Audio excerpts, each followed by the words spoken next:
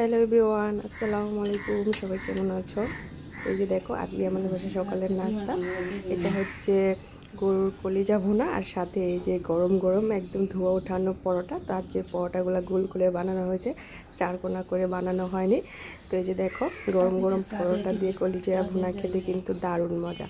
তো এই যে আজকে সকালে একদম মানে পছন্দের একটা নাস্তা, গরুর কলিজা ভুনা দিয়ে যে গরম গরম পরোটাগুলো এত গরম ছিল যে মানে এই মাত্র বানানো হয়েছে, দেখতে পারতেছে ধোয়া উঠতেছে কেমন করে। তো ভালো করে মানে হাত দিয়ে মানে ছেড়াও যাচ্ছে না, এতটাই গরমে লাগে। তারপর গরম গরম মুচমুচে পরোটা খেতে কিন্তু মজা লাগে বেশি। পরোটা একটু ঠান্ডা হয়ে গেলে খেতে ভালো লাগে না, কারণ গরম পরোটা একটু মুচমুচে হয়।